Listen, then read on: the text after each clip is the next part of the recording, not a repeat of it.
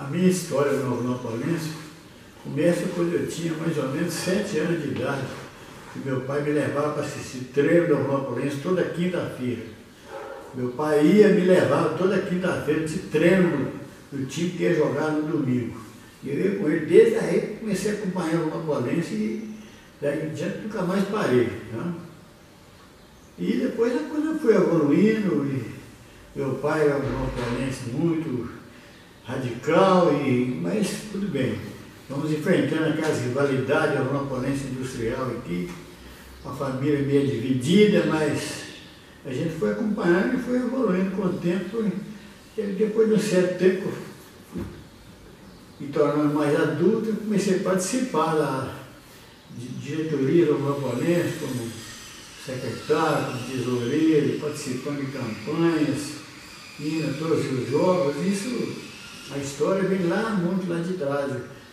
Eu tinha 7 anos de idade, mais ou menos, e meu pai, e na barbearia do meu pai era um ponto das conversas de futebol aqui da época, né? Que é o Alvonopolense industrial. Então lá na casa, na barbearia do meu pai, a gente ficava sabendo de muitas fofocas do futebol de Alvonopolense. E meu pai acompanhava isso e era um fanático. Os treinos com ele. Às quintas-feiras eu treino do time que ia jogar domingo. E ele conhecia os jogos do Alvonopolense. Meu pai era o primeiro a chegar no campo lá. Né? Ia assistir a tudo, mas quando o resultado não estava muito favorável, ele vinha embora, vinha para casa. E o Alvonopolense industrial, que naquela época era uma guerra, ele não assistia. Né? Eu também ficava meio temeroso também, muitos deles não assistiram. Mas vem uma história longa de muita rivalidade, né? E na época o Alvonopolense lutava contra o poder maior, que a Fabio Mascarenhas apoiava a industrial, os diretores eram de lá. E meu pai ficava revoltado, porque começava a fazer um time bom no Alvonopolense, dava emprego para o pessoal de jogar industrial, e meu pai ficava indignado com isso, né? Mas era o poder da época, né? Não é... E assim a história foi desenrolando e participei de várias diretorias do Alvonopolense, ajudei, mesmo às vezes sem participar de diretoria, sempre que fui acionado, sempre dei a minha contribuição, e a história foi desenrolando até os dias de hoje, né? A sede do Alvonopolense, o que aconteceu? O Alvonopolense tinha uma sede, onde tinha uma loja, era a antiga sede do Alvonopolense. Aí foi criado um grupo Monsenhor Vicário e não tinha onde instalar o grupo, não podia perder. Aí fizeram uma campanha para comprar, o Alvonopolense vender a sede para o Estado. Colocou o grupo Monsenhor Vicário lá. E assim foi feito. O Alvonopolense vendeu a sede, na época, 10 milhões, não sei nem que moeda que era da época. Vendeu a sede e o grupo funcionou lá. Eu mesmo estudei lá no grupo Monsenhor Vicário. Né? Com o tempo, né? Até que foi... O Alvonopolense ganhou ali onde é a sede, ganhou um lote nessa operação da venda da sede. Deram um lote ao Alvonopolense, onde foi construída a sede com muita dificuldade, dinheiro nenhum, e todo mundo ajudando, e aquela luta assim. Depois de alguns anos, ele foi inaugurado, terminou a sede. Provisoriamente algumas coisas ainda, né? Não estava completa.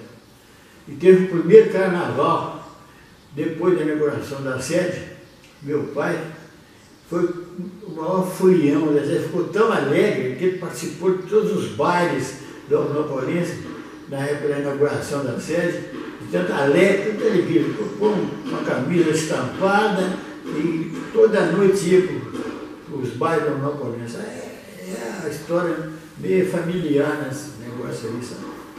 E lá em casa, nossos irmãos são todos alvonopolenses, né? Isso é, dentro da nossa família, tem o pessoal da industrial, direito deles, sem restrição, mas a sede do Alvonopolense, então, foi a inauguração da sede, o primeiro carnaval, foi um dos maiores carnavais que o Alvonopolense teve. E a gente acompanhava isso tudo, participava tudo na época do carnaval, ajudava as campanhas para levantar algum dinheiro, que era muito difícil também. Cidade pobre, né? Não é esse poderio que tem hoje. Eu ajudei de alguma maneira. Essa parte de burocracia sempre foi um lado meu profissional.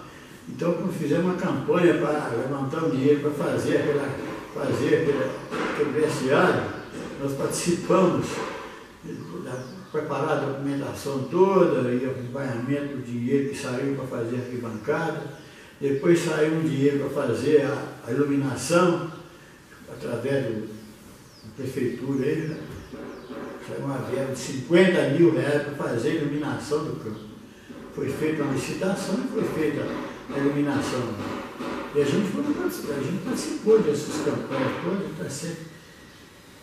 Agora, a parte de futebol, aqui, a coisa, nós acompanhamos aqueles bons times que o Rondonópolis teve.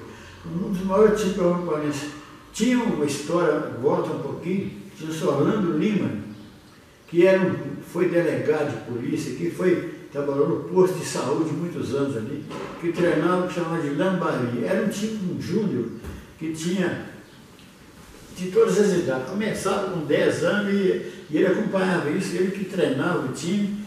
Ele era, acima de tudo, um disciplinador. Ele não ensinava nenhum a jogar futebol, não. Chegava lá para treinar, todo mundo ia para treinar no Lambari de Salgado, todo mundo gostava do Lambari. Ia lá para treinar, a primeira coisa que fazia perguntar o que você joga. Eu jogo do ponta direita, então vai para lá. Como é que é seu nome tal? Aí já saiu um apelido já para ele. E os apelidos que tem aqui, o nome do Solano, que o apelido falava, pronto, era aquilo e acabou. E dali desse Lambari, saiu um dos maiores times que o Rondonópolis teve, em 1957. Saiu praticamente um time titular, do Lambari titular. O pessoal na época de 15 anos, 16 anos, fez um dos maiores times que o Rondonópolis teve na época. E tudo saiu do Lambari. Né? Depois Rolando, foi envelhecendo, natural. Aí Babucho assumiu um juvenil do Rondonópolis também, que fez um bom time na época também. E de lá saiu também bons jogadores do Rondonópolis. Essa história do futebol aí, ela é muito rica, sabe? E tinha aquela rivalidade, a Rondonópolis Industrial, que era uma rivalidade que até servia para os times se preparar melhor, né? E era um acontecimento da cidade. Só que, quando marcava o jogo da Rondonópolis Industrial, tinha briga 2 meses antes e 2 meses depois. Esse tempo aí, a discussão era só isso. Né? E tem umas histórias de futebol interessantes aqui. O Rondonópolis sempre foi assim, um pouco contra o poder, né? Era chamado de pouca roupa, porque foi jogar umas vezes aí num time aí, as camisas estavam rasgadas e não tinha outra camisa, o time de camisa era aquele de sempre. Sabe? Então a história é muito rica em termos de... E as rivalidades de futebol. Teve um Rondonópolis Industrial aqui, que eles buscaram na época, reuniram as diretorias para decidir quem seria o árbitro do jogo. Aí foram em Belo Horizonte, na Federação Mineira, e quiseram o melhor árbitro da época, que era Joaquim Gonçalves, o famoso Joaquim Cocó, que era atleticano. E foi Joaquim Gonçalves, que era o melhor jogador, o melhor juiz da federação, foi indicado para apitar esse jogo aqui. Tá? E aqui tinha o Juquita do hotel, ali tinha um cinema aqui, e o Juquita ia alugar filme mesmo. Quem alugava esse filme para o Juquita era Joaquim Cocó, esse juiz. Chega Joaquim aí no sábado à noite, vai para o hotel Juquita para hospedar. Vai, Joaquim, o que você está fazendo aqui? Não? E apitar esse jogo aí, vai ter aqui amanhã. Eu perguntei, Juquita, qual é que é seu time? Preto e branco. Joaquim falou, é o mesmo meu. Mas apitou o jogo profissionalmente, sem nada, né? Só que o Rondonópolis ganhou 2-1 no primeiro jogo no campo da Rondonópolis, ganhou 2-1. À noite teve um carnaval na sede da Rondonópolis. Ele dançou com a Maria Machado até 4 horas da manhã. Passados uns 2 meses, teve o segundo jogo. Vamos na Federação Mineira de novo e para trazer um juiz. Chega lá que estava disponível, lá é Joaquim. Joaquim veio de novo. Ele era um jarro, o cara estava embaixo, não tinha, né? Apitou o jogo, tem na normalidade, uma polícia no campo industrial, ganhou 2 anos de novo. Né? E Joaquim na época, e tinha as histórias de paralelas disso, né? Aqui na época tinha muito bons aqui na região, Vasquinho, Metalúrgico e Bergomini, sabe? Naquela época os molevados, os times lá eram nível nacional, porque a companhia contratava, dava emprego lá para esses caras, tinha jogador do Brasil inteiro, jogava no Metalúrgico, no Bergomini e no Vasquinho. E o Vasquinho, cada um tinha uma característica de futebol diferente. O Minas era mais poderoso, tinha os melhores jogadores. O Metalúrgico tinha um estilo, e o Vasquinho tinha um toque de bola daqueles que se joga hoje, o Vasquinho já jogava. Aí o Industrial foi trazer o Vasquinho para jogar com o Industrial aqui no campo do Industrial no sábado à tarde. E seu Jucazinho era o diretor do Industrial e falou, nós vamos. Vasquinho pode ganhar de todo mundo, daqui com a gente não vai ganhar, nós não vamos deixar. E tinha um termo que usava na época, nós vamos quebrar o cacaia do Vasquinho. Isso é um termo que usava antigamente. Chega o Vasquinho para jogar um sábado à tarde, ele tinha aquele costume, a torcida monopolista ia toda para torcer contra o Industrial, né? Enchia o campo industrial para torcer contra, e fazia, soltar foguete, fazia um carnaval. Tá bom. Na hora do jogo, falta o goleiro. Aliás, aí Jucazinho, né, voltando um pouquinho na história, contratou um tipo de feiticeiro aqui da época, chamado Raimundo Guiné. E o Raimundo Guiné, Jucazinho procurou Raimundo Guiné, Jucazinho, eu não tenho um jogo de sábado, eu não estou querendo perder esse jogo, estou precisando de fazer um trabalho lá para mim. Guiné falou, está falando com o homem, é com ele, é comigo mesmo. Aí Raimundo Guiné chegou no campo, ele usava um terno marrom, no chapéu desse, chamava chapéu de lebre, tá? E chegou no campo, foi para trás do gol, começou a pôr cruzinha atrás do gol. Uma cruzinha na rede, uma cruzinha ali, uma cruzinha ali. Abaixaram para fazer o nome do padre, terminou. Jucazinho, se visto está feito, está pronto. Está pronto, pode ficar tranquilo. Tá bom. Na hora de escalar o campo industrial, falta o goleiro. Zé Pelado estava lá no campo.